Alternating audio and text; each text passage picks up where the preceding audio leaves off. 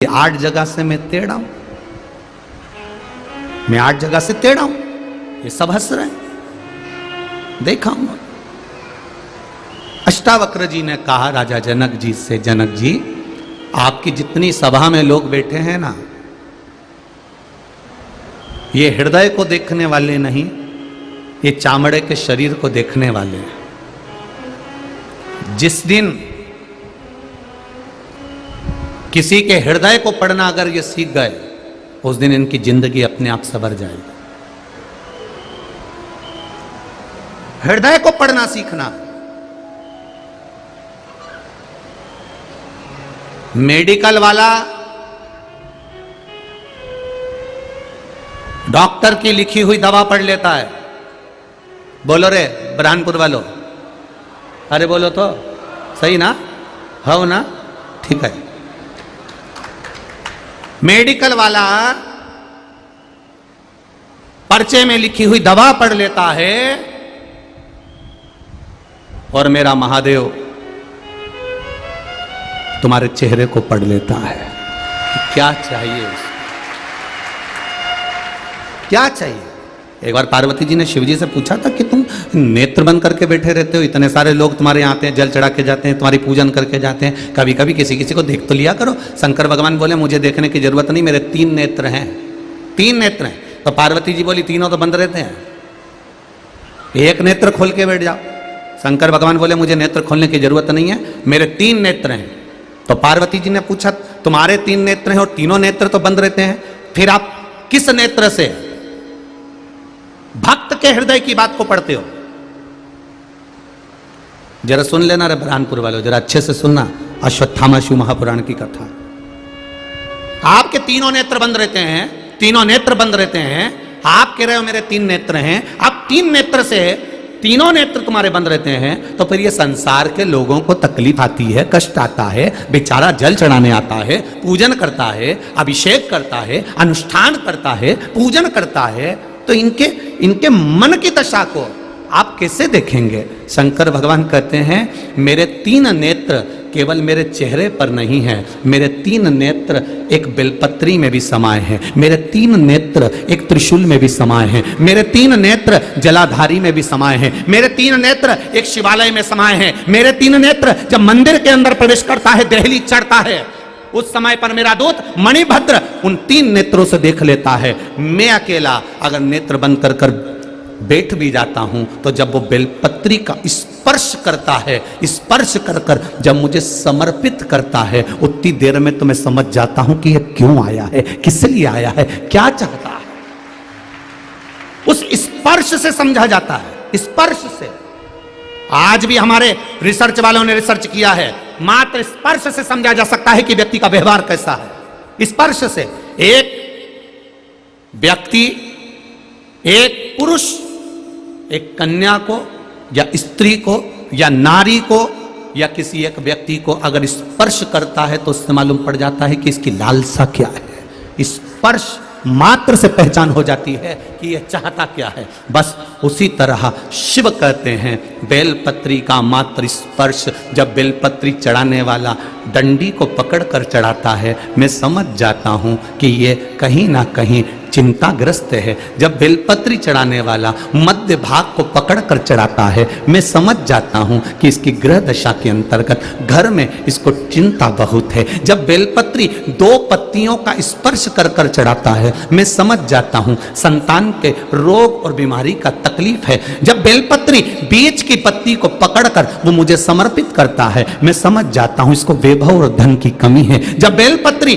थोड़ी सी भी गीली होती है, जब वो चढ़ाता है, मैं समझ जाता हूं कि इसके तन में कोई रोग समाया हुआ है। बेलपत्री में कोई डूट पीछे रह जाता है और ये समर्पित करता है, मैं समझ जाता हूं अदालत का कोई केस चल रहा होता है। बेलपत्री का मात्र एक स्पर्श तक बता देता है कि बेलपत्री चढ़ाने वाला किस भाव से बेलपत्री चढ़ा रहा है, और चढ़ाकर महादेव ने उसको कैसे स्वीकार करा, ये तक हमारा स्कंद पुराण, लिंग पुराण और शिव पुराण बता देता है कि बेलपत्री चढ़ाने का तरीका क्या है।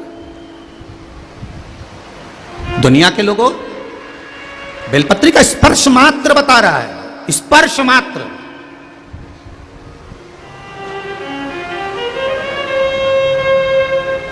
केवल स्पर्श। क्यों? घर के मंदिर में और बाहर के शिवालय में, बाहर के मंदिर में एक अंतर होता है। घर के मंदिर में और बाहर के मंदिर में एक अंतर होता है। घर के मंदिर में जो शंकर का शिवलिंग होता है उसके ऊपर जलाधारी नहीं लगाना पड़ती। क्या नहीं लगाना पड़ती है? देखिए आपने, किस किस ने देखी है? हाथ उठाओ। देखिए आप लोगों ने, वो शिव जी के शिवलिंग पर बूंद बूंद जो पानी टपकता ना ऊपर से, जलाधारी रखी रहती है। घर के मंदिर में जलाधारी की जरूरत नहीं पड़ती है, पर बाहर, घर के बाहर जो शिवालय हैं, मंदिर हैं, उसमें जलाधारी की जरूरत पड़ती है। जलाधारी की जरूरत पड़ती है। घर के मंदिर में जलाधारी नहीं चाहिए।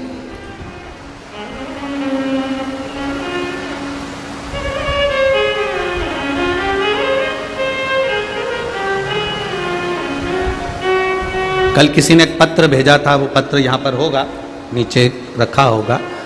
उसने पत्र में लिखा था, मान लो हमारे घर में एक ठाकुर जी हैं और एक ठाकुर जी और हमारे यहाँ आ गए, तो हम एक ठाकुर जी का क्या करें?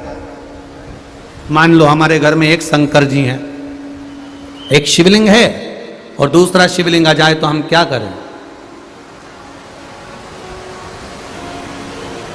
मना किसने करा है?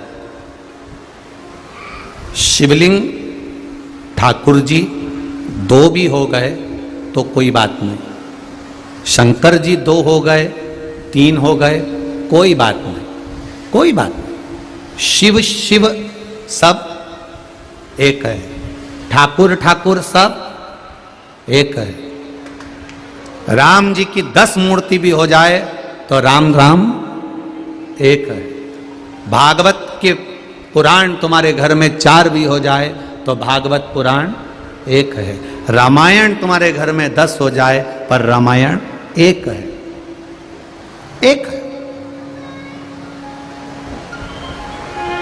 क्या घर में 2 ठाकुर जी रख सकते हैं? क्या घर में 2 शिवलिंग रख सकते हैं? रखो। मना किसने करा कि मत रखो?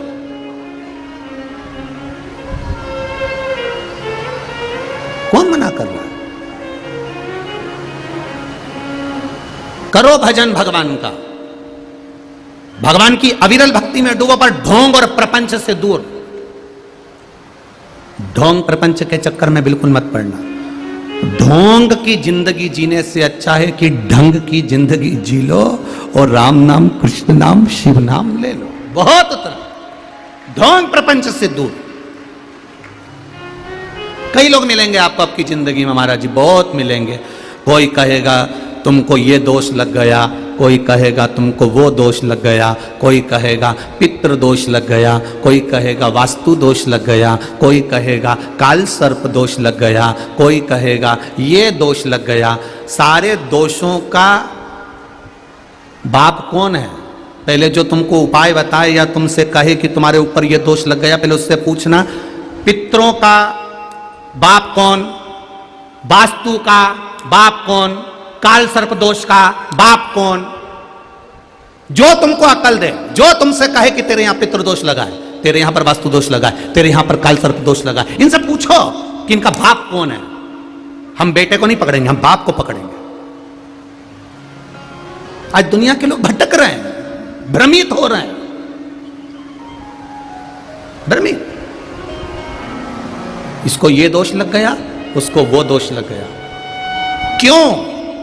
क्यों तुमसे कहते हैं कि घर में से 1 लोटा ले जाकर जल का पानी शिव जी को चढ़ाओ? क्यों कहते हैं? घर में से ले जाने का क्यों कहते हैं? उसका कारण है, पहले के जमाने में, पूर्व के समय में, बहुत पुराने समय में, आप भी जानते हो, तुम्हारे घर के भी बुजुर्गों को देखना, सबके पास जमीन भी होती थी, बैलगाड़ी भी होती थी, मकान भी होता था।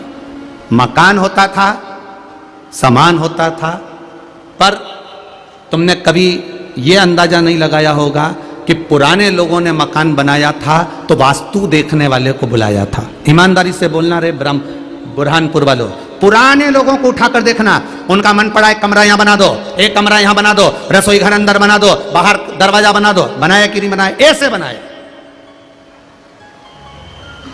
इससे पहले कालसर्प दोष कहां गया था? अंदाजा लगाओ जरा पहले का। कालसर्प दोष पहले था क्या? वास्तु दोष पहले था क्या? पितृदोष पहले था क्या? नहीं था। कारण क्या था?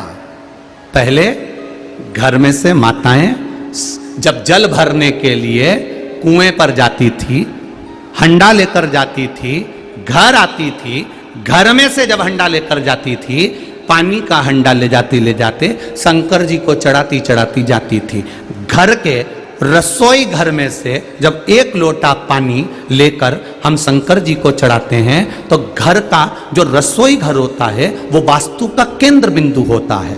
घर में से जब पानी लेकर जाते हैं तो घर के अंदर से निकल कर जाते हैं तो सारा वास्तु का भाव उस पानी में आ जाता है। शिव